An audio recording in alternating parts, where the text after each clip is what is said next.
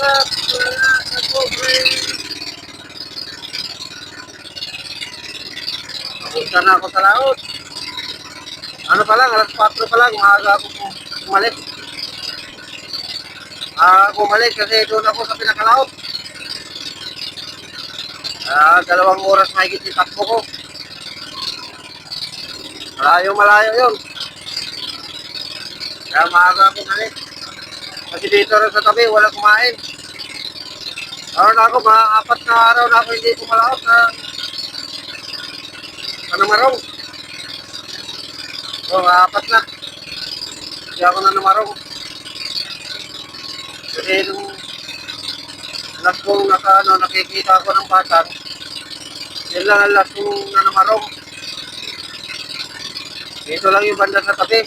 Wala na. Maraming isda dito pero ayaw kumain.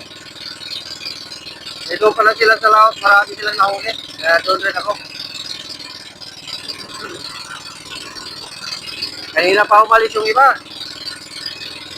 Yung iba naman hindi pa nakali. Sana may swerte ako ngayon. Kasi ano na ako, 4 na araw na ako lugi. Hindi nga ako na namarong sa gabi. Pumalaot naman ako sa araw. At palagi ako walang huli. Yung 3 araw, wala talaga akong nahuli. Yung isang araw, nakahuli ako pero kita ko doon, 500 lang. Okay lang, baka makabawi ako ngayon. Sana naman.